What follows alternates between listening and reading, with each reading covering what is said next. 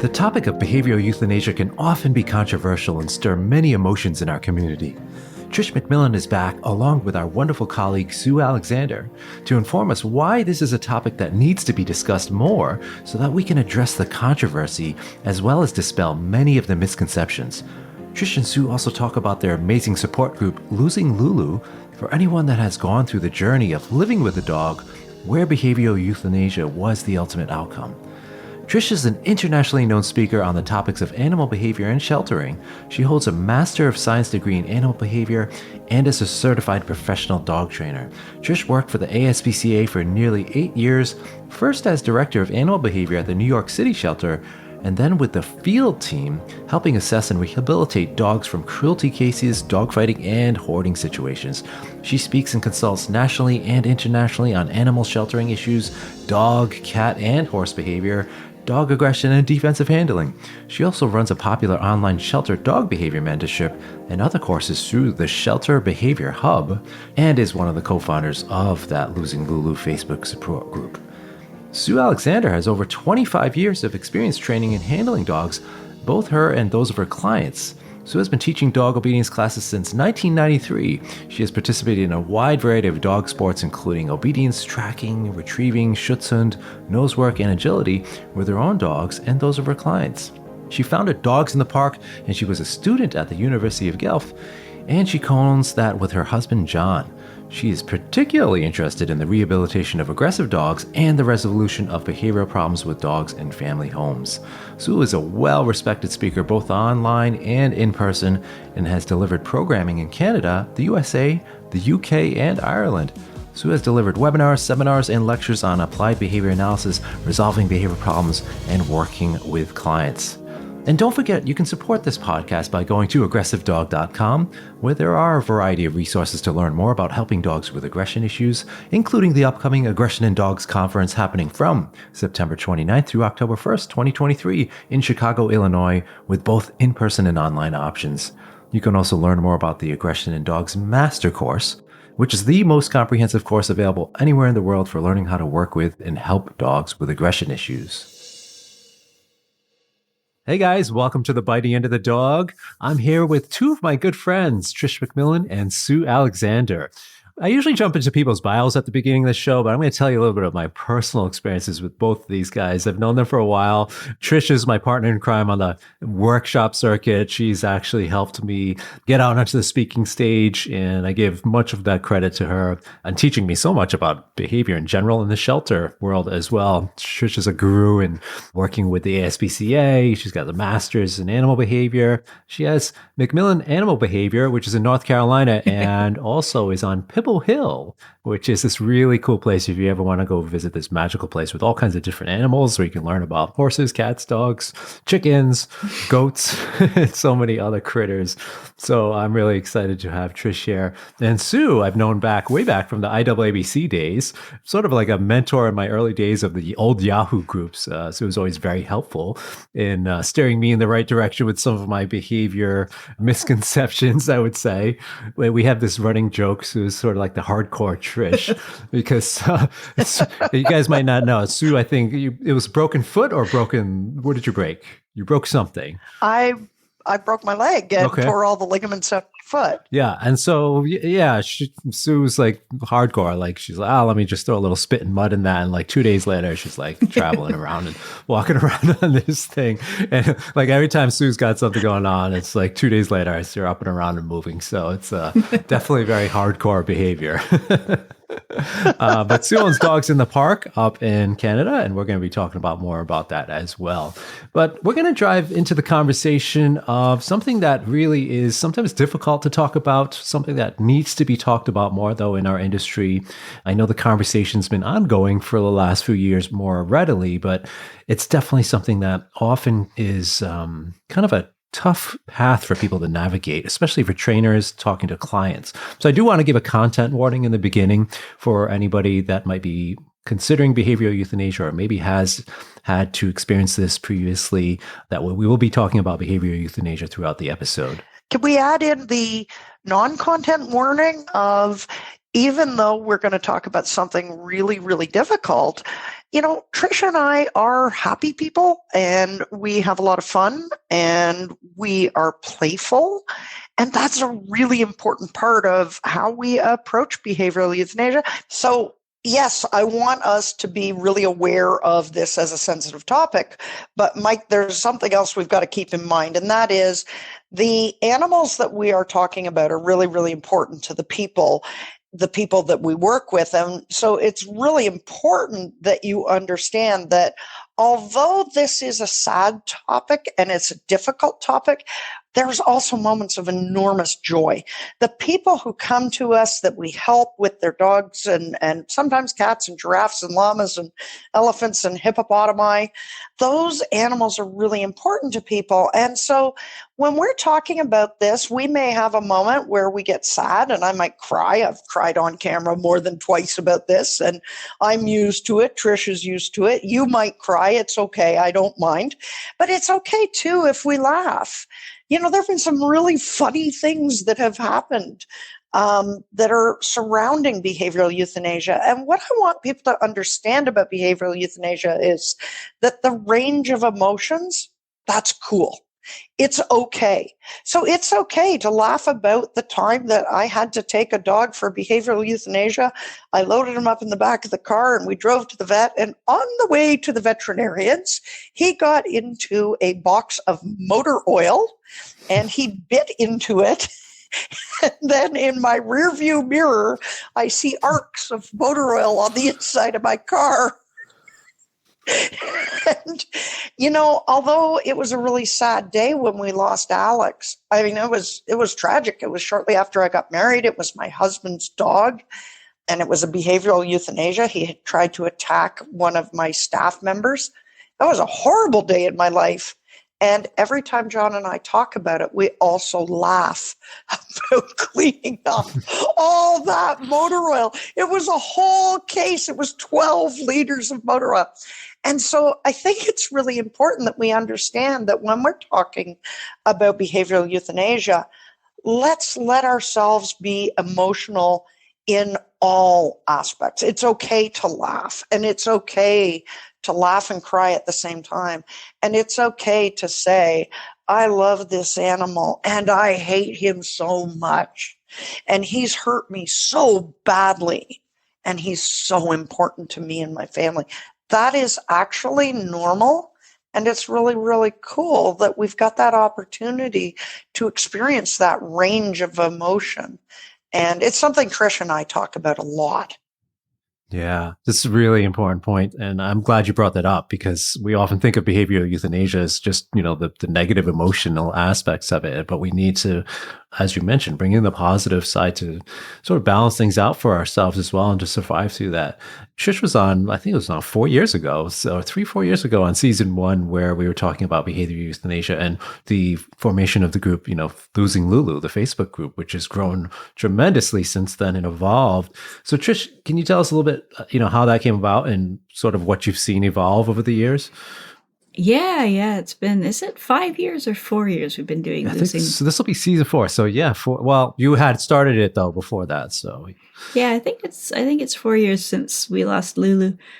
And the thing with these dogs who are euthanized for behavior is if they were 100% aggressive 100% of the time, it would be an easy decision. But they all have their great sides, and they tend to be very smart dogs. They tend to have some really wonderful qualities. And Lulu was a dog that I brought from a shelter. I brought her home as a foster. I occasionally foster dogs.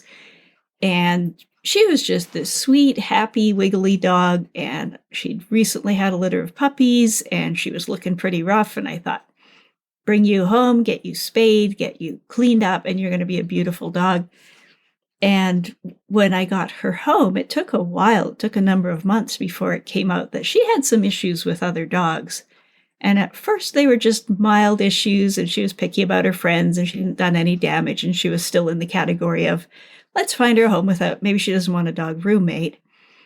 But on one really terrible night, New Year's Eve, 2018, I believe, she attacked my smaller dog, my little Puerto Rican street dog, in a way that she was out to kill her. She was not going to let go. Fortunately, I had a trainer friend over. It took 2 of us and a brake stick to get them split up. And she did $800 worth of damage to my smaller dog in the couple of minutes that it took us. And thank goodness we had the right tools to break up that fight. And I called the rescue group I was working through. I said, this is no longer a dog that meets our criteria for adoptability. And they agreed to pay for a behavioral euthanasia. So we had Aleli in one car and we had Lulu in another car, and we took her in and had her euthanized. And my friend who was with me was just like, don't say anything about this on the internet. Just lie to Theodore's friends, tell them she got adopted, let the whole thing die down. And that is not my style. I'm a terrible liar. They would want pictures. I'm not going to be able to Photoshop Lulu into pictures. So I waited a few days before I told the story. And I told it on my social media first, and my friends understand if Trish McMillan makes a behavioral euthanasia decision, there's probably good reason for it. But Theodore has 40,000 friends who just love pit bulls, and Lulu was a pit bull type dog. And most of them were understanding, but it was more sort of pet people or, beginner rescue people who hadn't had to deal with a dog like Lulu before. And I got a lot of grief from that contingent, and I was called a murderer. I was called worse things. I'm not going to repeat them on your podcast. And just got so much judgment for making this call. And I mentioned it to Sue, and Sue said, we need a place to talk about this. And I was like, yeah, and I need a pony and a unicorn, and that's fine. But you don't say that to Sue Alexander. So take it, Sue. Well, my favorite comment came from it was probably a pet owner who was pretty passionate about pets. And she said, you didn't even consult a trainer. And I love that comment because, exactly what trainer did she figure was going to have more information than Trish? But, it reflects what we go through when we face a behavioral euthanasia. And that is that most people don't understand. And in fact, I started losing Lulu after being on a thread where somebody said, we should have a support group. And somebody else said, well, that's a good idea. And somebody else said, well, that's a good idea. Yeah, we should really have a support group. And it just all these people kept piling on. And I'm sitting there looking at my computer and thinking to myself, well, if we should, why don't we? And if we don't, what can I do about that? And as with many good ideas, it started with, how hard can that be?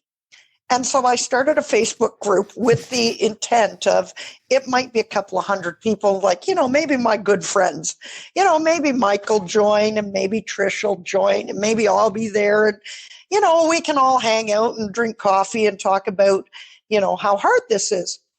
Well, within the first week, we had 400 people. And I remember having just an absolute panic moment of looking at this and going, I don't know how I'm going to cope with this many people.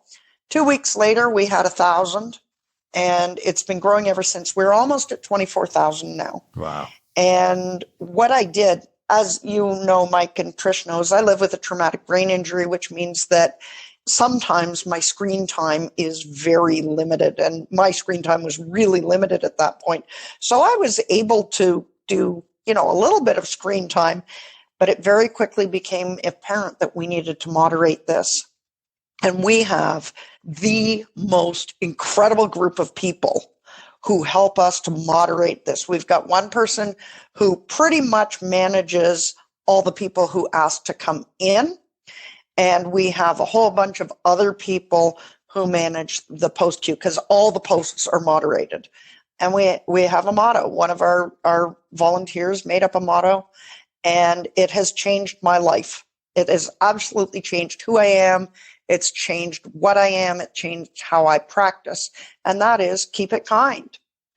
And my gosh, if all we did in our whole lives was kept things kind, imagine what we could do.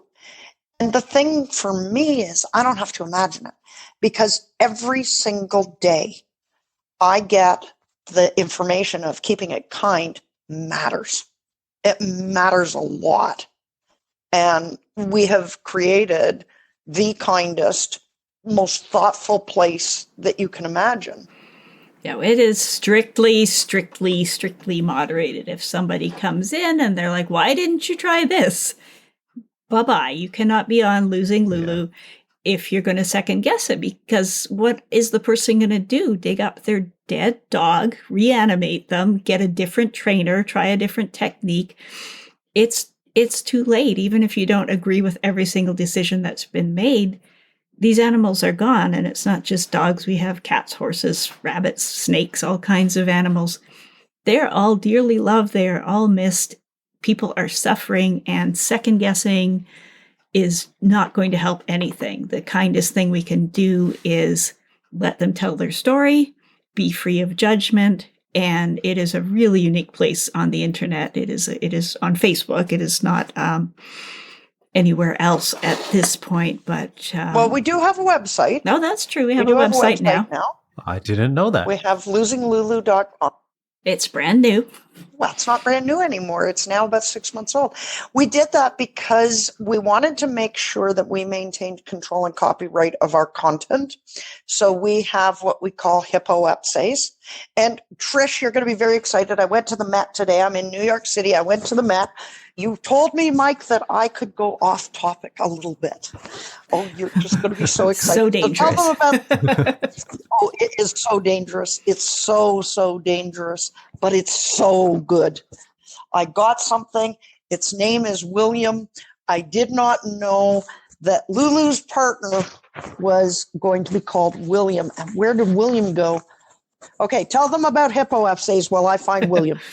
So one thing that Sue is really good at is creating communities and, getting everybody pulling in the same direction. She has wrangled this group. We call them the Aurors, our group of people who moderate the list. And we are all pulling in the same direction, and we all agree on rules, and we have meetings, and we have coffee. And one of the wonderful things she's done to keep the culture of the group alive is to write these essays, and she calls them hippo essays. She picked an animal that we are unlikely to see on Lulu, and she talks about keeping it kind via the hippo essays and why we have the culture we have, and they're brilliant. They're wonderful. Oh, that's great. Yeah. What is that made out of? That looks delicious. Is it edible?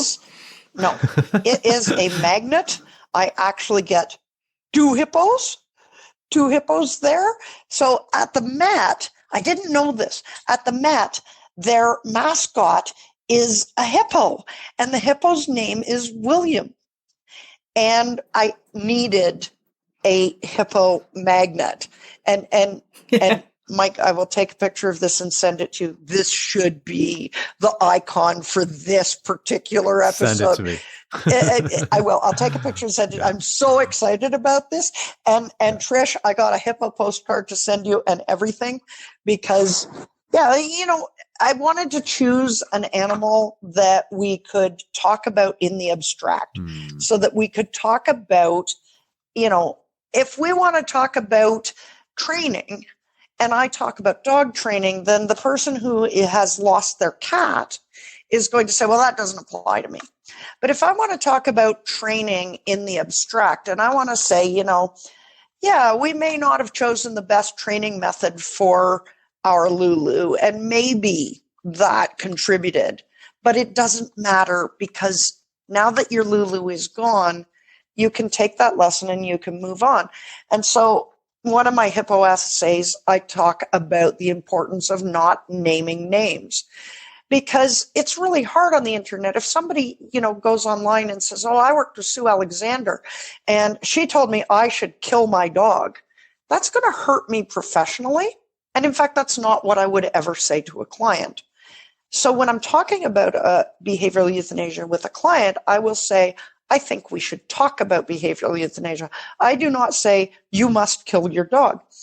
And so one of our rules is you can't name names. And we needed somebody to talk about this in the abstract. So I said, if you had a hippopotamus and you went to a very famous hippopotamus trainer, and then your hippopotamus flipped over a tourist boat and ate the firefighters who came to rescue everybody.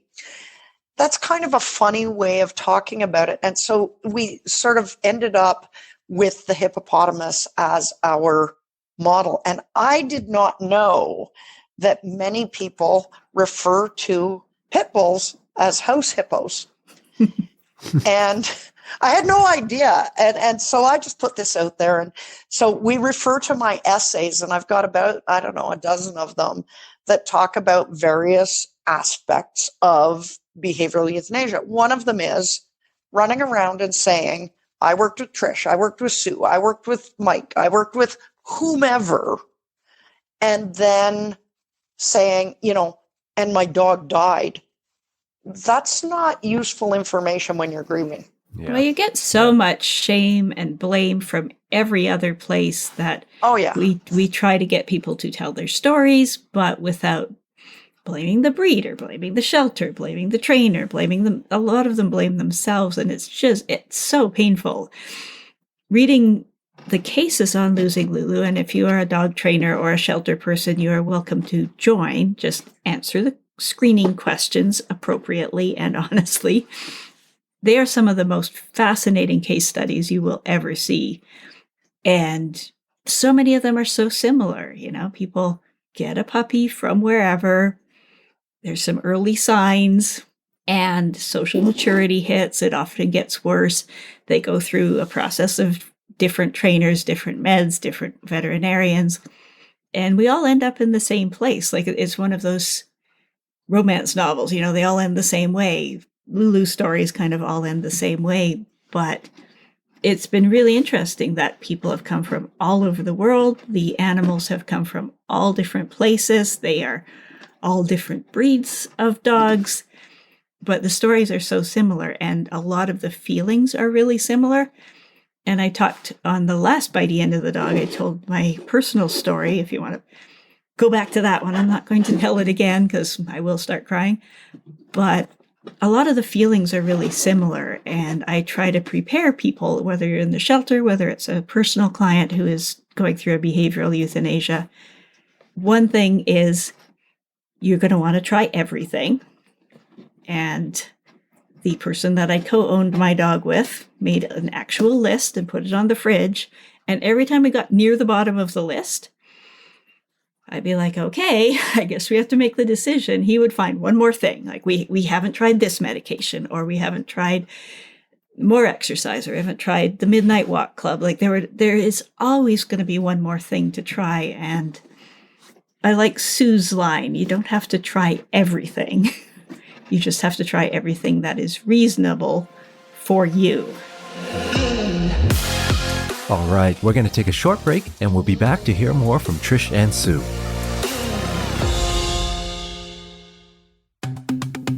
Hey friends, it's me again, and I hope you are enjoying this episode. You may have figured out that something I deeply care about is helping dogs with aggression issues live less stressful, less confined, more enriched, and overall happier lives with their guardians. Aggression is so often misunderstood, and we can change that through education, like we receive from so many of the wonderful guests on this podcast. In addition to the podcast, I have 2 other opportunities for anyone looking to learn more about helping dogs with aggression issues, which include the Aggression in Dogs Master Course and the Aggression in Dogs Conference. If you want to learn more about the most comprehensive course on aggression taught anywhere in the world, head on over to aggressivedog.com and click on the Dog Pros tab and then the Master Course.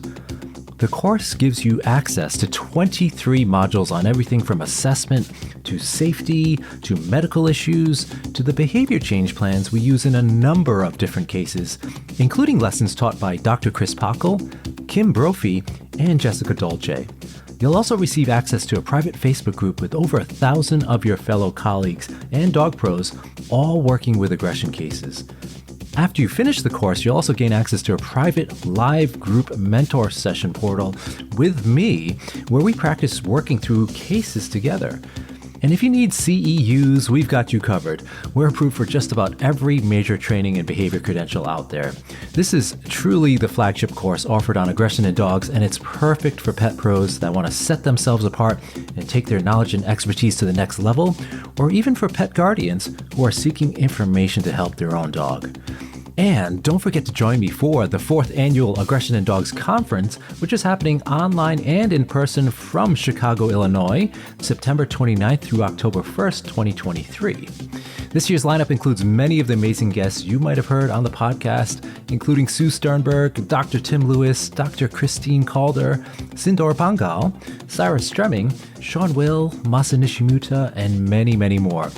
Head on over to aggressivedog.com and click on the conference tab to learn more about the exciting agenda on everything from advanced concepts in veterinary behavior cases to working with aggression in shelter environments and even intra-household dog-dog aggression. And I wanted to take a moment to thank one of our sponsors for the conference. As a family of world-class trainers, Fenzi Dog Sports Academy provides expert and accessible instruction for competitive dog sports using the most progressive training methods and positive reinforcement techniques. Through their online platform, students are able to access professional dog training no matter your location or pup skill level. FDSA believes the bond between the dog and human is a proud and life-changing partnership, and they'll work with you to develop a respectful and kind relationship with your furry best friend. Check out FDSA at fenzydogsportsacademy.com. All right, we're back here with Trish McMillan and Sue Alexander to talk about the wonderful resources they've created around this difficult topic. I want to also jump into, though, and just, take a moment to give kudos to you guys and to your team for creating such a safe space and the creative ways you're doing it too. Kindness, you guys know, is a word I use quite often in my messaging.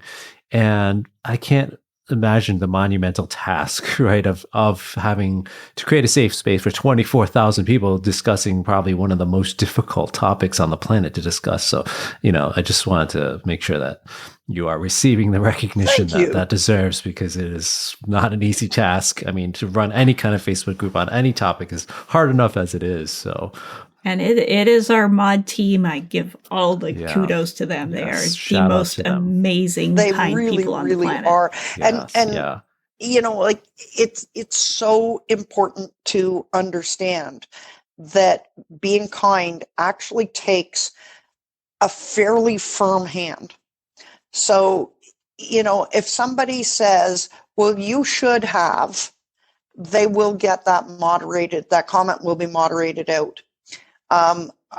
Often we will have discussions on the moderation list about a post, and it'll be a post that we kind of look at it and we say, okay, is this going to contribute to grief support? And often what we come to is that's not actually grief support. That's anger, and it's not misplaced anger. Mm-hmm. It's fine to be angry, and it's fine to be angry in ways that are productive. Anger should help you to know what you need to change. And it's fine to say, I'm really angry that this happened. I am really angry at my breeder because she knew that mom was aggressive, or I'm really angry at the rescue because they knew the dog had severe separation anxiety, or even I'm really angry at the advice that I got from my trainer. But what's not appropriate is to use Lulu for retribution, because we do need to process anger. I'm angry at lots of things. And to be able to say, I am angry that I didn't get a job or I didn't get an opportunity, that's fine. But if I say, oh, well, and that's all, I thought Trish was my best friend and it's all Trish's fault, that's just going to hurt Trish, and that's not going to make our friendship better. Yeah, and I'm glad you're bringing up the emotions aspect, because I kind of want to take a deeper dive into that. And it seems to be the theme of this season's episodes, actually, where you'll hear some of the other guests I have on. We're diving much more into the human side of things. We talk about dogs, of course, but the human side is really an element that is a focus of the show this year. So I'd love to get your takeaways on, you had mentioned anger as one component that can be an emotion that we experience, but some of the other ones that often don't get talked about when somebody's gone through this decision or considering this decision, and all of the emotions that they have to go through. So things like guilt and, sadness, grief, all of those things start to pile up. So what have you learned over the last few years, now that you've kind of got a huge sample size of really seeing people's emotions? Can you kind of give us some of your takeaways there? Grief and relief. Yeah, it is a weird kind of grief. Like if you put your old animal down, it is mostly grief. This dog has been with me 16 years. She's been with me through all of these life changes, and I have to say goodbye. There may be a little bit of relief that I don't have to get up in the middle of the night to let her out 6 times anymore. But with a behavioral euthanasia, the grief can be so profound because the animal is usually leaving us much before their time. And you get your life back. You feel relieved that when Chinook left, I thought I could have people over for dinner again. I could go for dog walks during daylight hours. I don't have to shut off all the lights on Halloween and turn off all the stereo and just pretend I'm not home so that he doesn't blow up over and over. And then there's the guilt at feeling relieved that your best friend is no longer with you. So it's such a, and I think many of us with a behavioral euthanasia, the good days seem so much more good.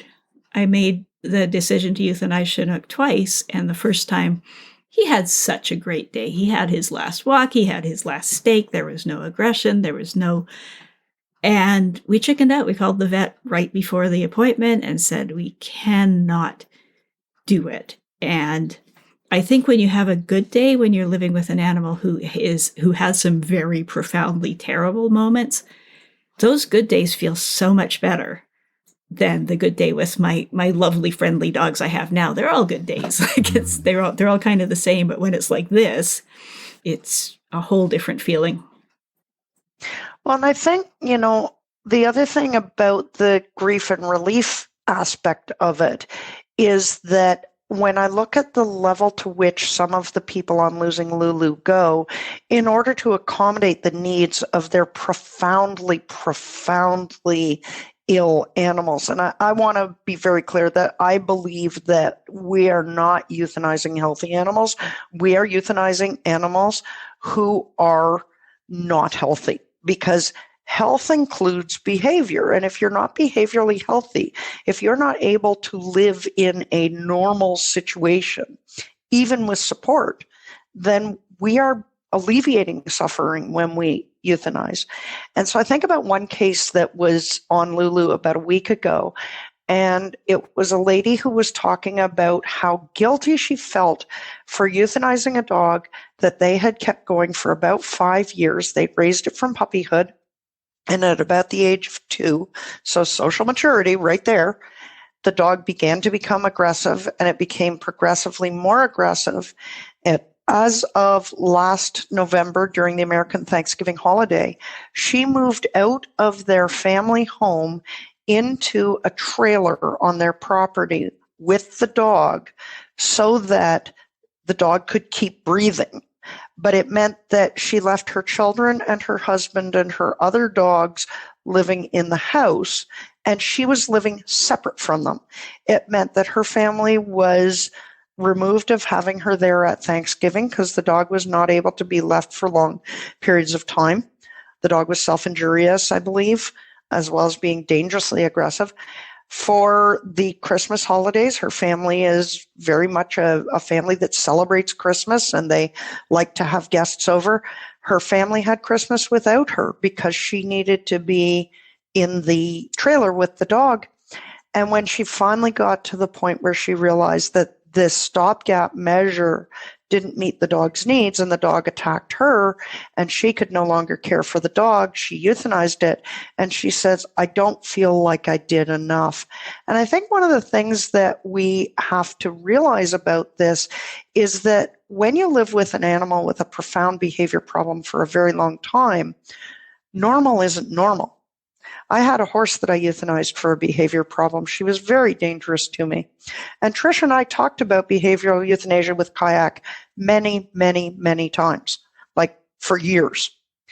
And when it finally became apparent that I was not going to be able to resolve this, and I decided to euthanize her, I was able to say, I am going to give her the last couple of weeks, and it's going to be wonderful for her. And I will tell you what, it made the grief relief cycle so much better, even though it feels like it wouldn't, because on her last day, she had 5 pounds of carrots and a pound of gummy spearmints, and she had her friends, and she got brushed, and she got to eat grass, and all the things that a horse loves to do. And when I look back on that, I don't have the memory of having had to move out of my house and miss great family events, because there are so many confusing, conflicting parts of grief there. Because not only do you end up grieving the loss of the animal and the loss of the potential of the relationship, you also end up grieving things like that lady is going to have missed her children's Christmas in 2022 forever. That's gone. And there is a grief to that as well. And I think that that's one of the more complex things that I've become aware of in the last couple of years, is that we don't just grieve the animal. We grieve the years we didn't go on vacation. And we grieve that we couldn't go to our niece's christening because we couldn't leave the dog alone, or we couldn't have people over to celebrate, our spouse's graduation from university, or, there's all these things that it's not just the loss of the dog's life that we grieve. It's everything that surrounds that. Well, the caregiver burden is huge. Mike and I had some conversations with Kelly Ballantyne at the Indiana seminar. She's written about the caregiver burden on living with profoundly behaviorally disturbed animals. And it is not uncommon for somebody to be sleeping on the couch with the dog and the other person to be sleeping upstairs with the kids. And it breaks up relationships. Like I said, my ex, he became an ex over this dog. Part of it was I was okay with behavioral euthanasia before he was. Like there's no such thing as you both agreeing on it on the same time. So if there's more than one person involved in the animal's life, often one person comes to the decision first, and that can cause so much friction. That's such a good point. Yeah. When I'm counseling families about a dog with a serious behavior problem, one of the things that I like to talk to the clients about is that we have to come to an agreement that everybody is comfortable with when we're talking about living with an animal with a profound behavior problem. Because I have actually had about 10 families where the adults have ended up in divorce because of the dog. And the one that I often think about the most was 2 huskies that I worked with, and they were trying to eat each other, literally eat each other. And they had terrible, damaging fights over and over again. And the family kind of put up with this. And when I say eat, I do mean consume. That was what they were after. They had terrible, damaging fights, and then the family had a baby. And mom decided, I can't live with this with a baby. I'm perfectly content living with it when we don't have a child in the house. And that actually ended the relationship because dad said, I'm not going to euthanize a dog that isn't elderly. And thank you, Rue. Rue has opinions on that too. And it's something that I think is really important that we talk about with families is that, what is the impact on your children? What is the impact on your spouse? What's the impact on the relationship that you have with the important people in your life? It's really important because we can't live solely vicariously for the dog. It's not appropriate. And you're bringing up so many salient points because what I'm thinking about as well is, you sometimes see comments in the training community about this particular method causing more behavioral euthanasias or this particular tool or something like that, which when you think about it is pretty ridiculous because what's not factoring in is all of these things you're talking about, all of these factors that are so unique to each individual and to each dog, to each family, that impacts that decision. It's not, training matters, but it's just when you take a step back, it's such a small piece of the entire puzzle of when it comes to having a dog with aggression issues, right? And in that regard, people will face a lot of criticism from others, whether it's before or while they're trying to make the decision or after they've made the decision. So what are some coping strategies or strategies really to deal with those folks that are throwing hate at you? I'm sure you've seen some strategies talked about in the group, but also what are your experiences there? I am big on deleting and blocking. What I did when I was getting hate on my dog's page, I'm not going to leave those comments up calling me a murderer. That is not relevant to what's going on here. That's not just hurting me, that's hurting everybody else who has gone through this as well. So I am a big fan of not giving any air to these arguments, and we certainly do that on Lulu too. Just if you are not here for support, you are not here. I also like to think that it's important that we start fostering good ally behavior. And we hear that tossed around a lot, but this is really, really concrete. In the training community up until very recently, saying I spoke about behavioral euthanasia to my client has been very taboo. And I've gotten a lot of grief about it. I know many, many years ago at the first IAABC conference, I was one of the speakers. I was talking about service dogs. And I said at the end of it, they were asking, what else should we have conversations about? And I said, we need to talk about euthanasia. And I got a lot of pushback from people at the conference that wasn't our purview, that wasn't appropriate, that we should never be talking about behavioral euthanasia. And I thought, okay, but if I don't talk about it, what am I supposed to do with my client who has 2 huskies who are giving damaging bites, who are injuring people who are trying to pull them apart? And now there's a crawling baby in that house. What am I supposed to suggest to them? What am I supposed to talk to them about? Because that isn't something that is particularly safe. And it's not something that I can recommend rehoming. And so for a long time, we were in limbo where people just didn't want to talk about it. And I think now we're at a point now where, when you're at the conferences and you're talking to other trainers and a trainer says, hey, I've got this really, really, really difficult case and I don't know what to do about it. And it's an Australian Shepherd crossed with a Norwegian gutter hound. And, and you go, well, what an interesting cross that might be.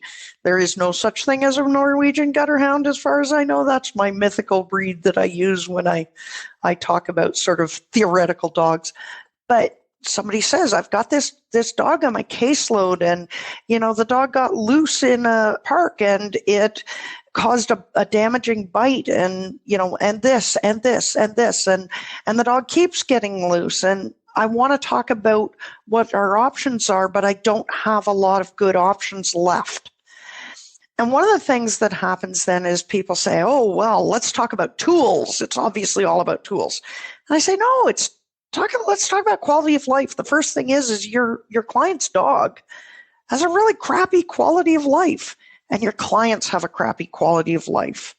And let's be really clear that the best trainer in the world may not be able to resolve problem X, whatever problem X might be. And I have seen personally cases that involve behavioral euthanasia with everything from aggression through separation anxiety, through pica. I worked with a dog that was eating things that were just not food items, and in the end was not redeemable. We couldn't solve that problem. I've seen dogs who were spinners, so, compulsive disorders. And so we look at these things and we say, if it's not my job to talk to these people about the possibility of it and find out where they sit with it, then whose job is it? Well, if we refer to the veterinarian gets 15 minutes at most twice a year to get to know that client. I see my clients, when they're in active program, usually 3 times a week. So I'm seeing them in a group class. I'm seeing them in an online check-in, and I usually see them at an off-leash dog walk. And I will often see them a 4th time for a private lesson. I'm seeing them for an hour at a time. So I've got a lot stronger relationship just by the fact that I see them for longer and I see them more. So if I take it over to the veterinarian now has to take a history. They hopefully are going to read all of my notes, and they have to know the client. They have to know the dog. They have to do a lot of things. I can help a lot by having the conversation with the client and then writing the veterinarian a note that says, I've seen this dog for X amount of time. We've done X number of things. We've tried this. We've tried that. And the behavior problem is so deeply profound that we cannot resolve it. And we would like to ask you to consider behavioral euthanasia with us. Yeah. And that just makes things so much easier for everybody. It's interesting just how much the industry's kind of evolved, at least over in the last 5 years, because you're right. I mean, it's something that was avoided being talked about, and it still kind of is in a lot of people's minds, is that it's not a successful resolution, right? So we're not getting success if we're not training the animal because we're animal trainers, right? And air quotes there. And if we are to face euthanasia, then that's a failure in the eyes of, a lot of people looking at these things. But what's not talked about is that the behavioral euthanasia can be the success in that case. That can be the positive outcome. Yes. And if we don't talk about it, and if we don't educate ourselves on how to have these conversations and what criteria we would be bringing these conversations to the table, right, then we're missing a significant piece of, again, navigating the conversations with humans, helping the humans really in these cases as well. So, yeah, I mean, it's good to see that we're talking about it more, right? I have yet to have a dog write me a check or give me their credit card. It has not happened yet. I'm not going to say it won't, but it hasn't happened yet. We can't forget the welfare of the humans. I think that's so important to consider. And not every dog, since this is the Mighty End of the Dog podcast, will stick with dogs. Not every dog is a fit for every household. I have lived with some profoundly dangerous dogs that I did not euthanize because I live by myself. I am a dog trainer. I have been willing to make my life smaller for this reason, but I have gone to see very similar behavior problems in a family with 3 little kids where making them go through a whole behavior program would not be kind or safe to those children. The decision, like getting our clients to that decision sooner when it is absolutely obvious that this is not a safe place for that animal. I think that is part of our job, and I wish there was more training around talking to people about the less savory options. Yeah, I mean, think about the disservice to the community as well. If we're kind of giving false hopes to somebody that has a dog that's truly dangerous to either their family or the community, and that's another aspect we don't talk about. We kind of get stuck on these making a good impression to the rest of the training community. Oh, I'll take the most difficult cases, the most dangerous cases, and fix them like it's something we could put on our fireplace mantle. But for me, the trainers that I'm going to respect more, that are able to help clients navigate all of those prognostic factors in their case, right? That's what impresses me, is when somebody really shows a deep understanding of people's emotions, and when they need to recognize that and maybe even read between the lines sometimes in their conversations. That is skill to me. And it's not always, again, saving them all, right? Well, and I think that brings up a really important thing. You say saving them all, but I've talked to a lot of trainers, particularly trainers who are newer to the industry, who have the idea that if you just know enough, if you just have enough experience, if you just use the right tool, you are going to be able to avoid ever having to euthanize anything under any circumstances. I am here to tell you, I am very, very experienced. I am very well educated in this. I am a junkie for technical details. Okay. I have been doing this for 30 years. And I think that we've got to avoid this hero narrative that we have for ourselves. Well, I could fix that dog. They should never have euthanized it because I could fix it. And I think, okay, you can fix 1 or 2 or 3. But at a certain point, you become a hoarder and you have 72. And then you have another problem entirely. And I think that this is something that we've got to be very, very aware of, and we've got to keep our feet firmly on the ground. I have helped thousands of dogs.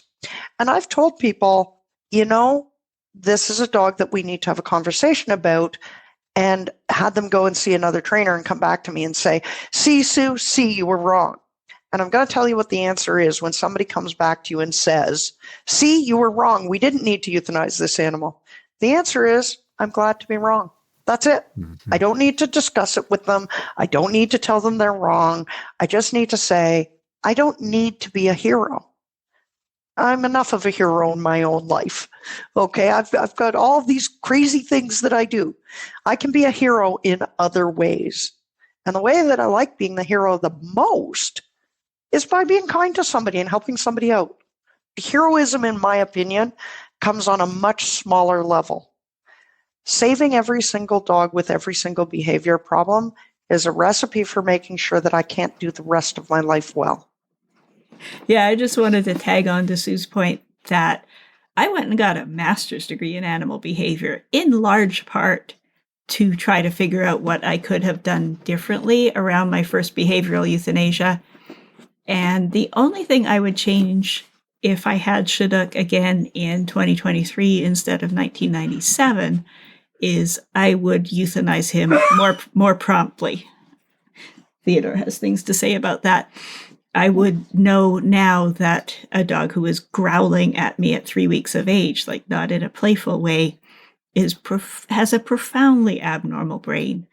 And I think I still would have tried some things, but I think what experience has given me is the knowledge of what is not fixable. And it is okay if you are a young trainer and you are going through your first behavioral euthanasia with a client.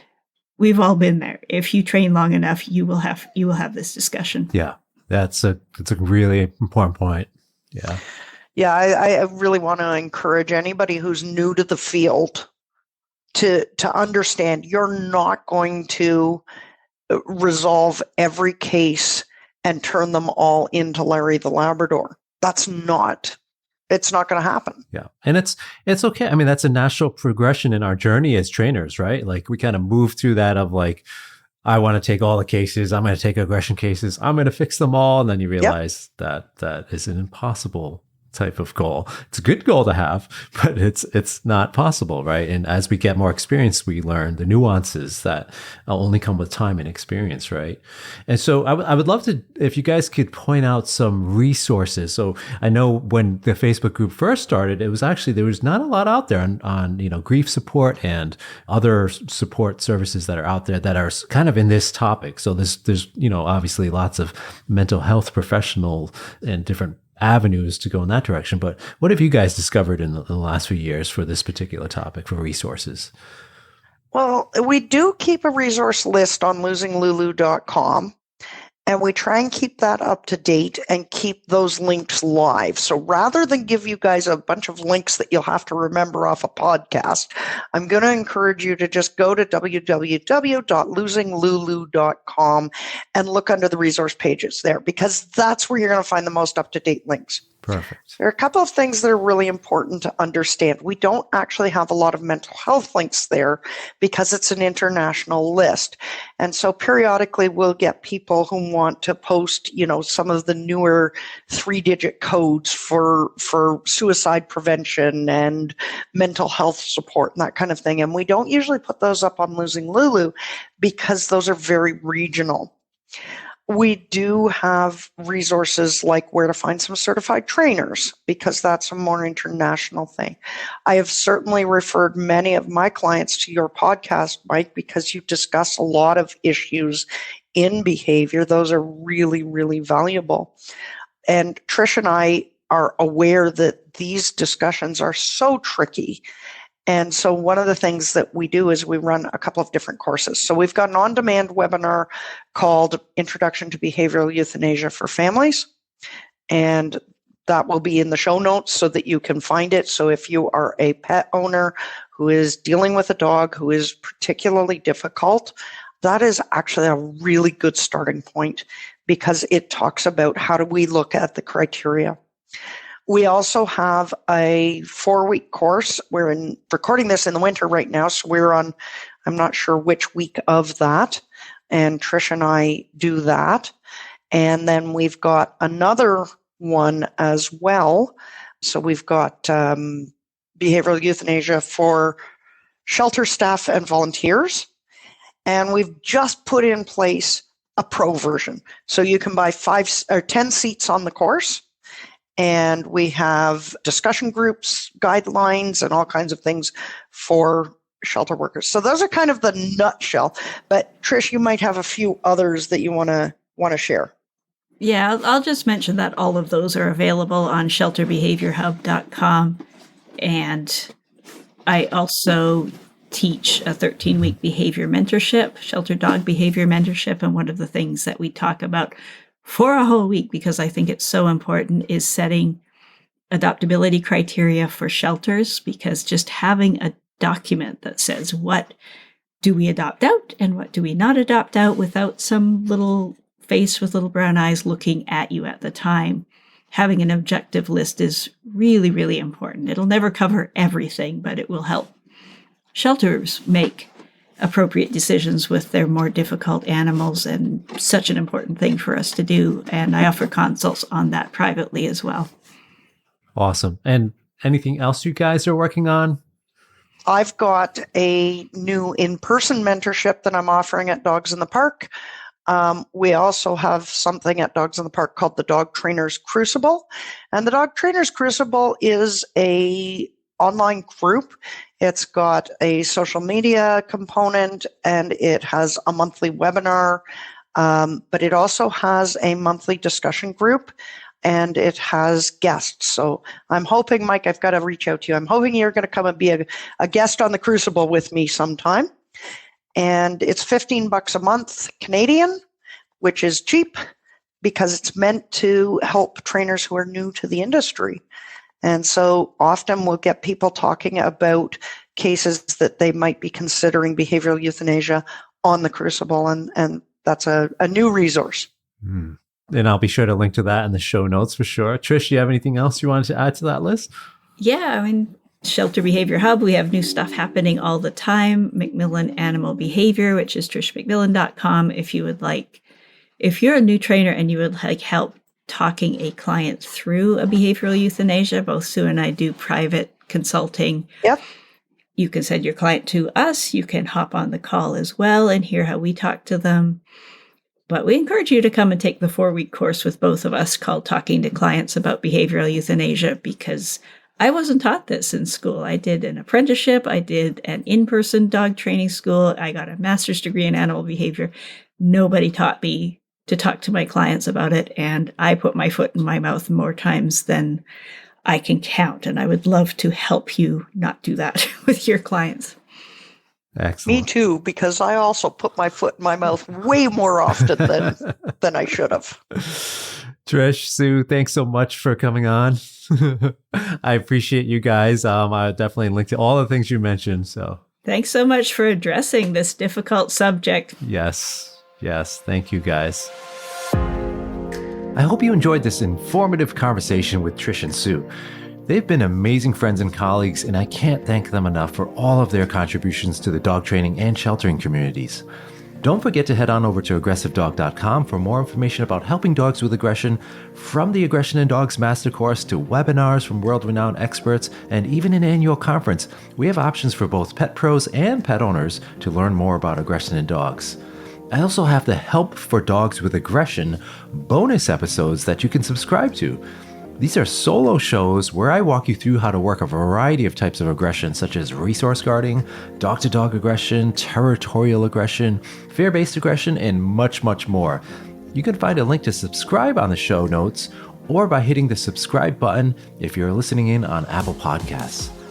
Thanks again, and remember, it's not about the destination, it's often all about the journey.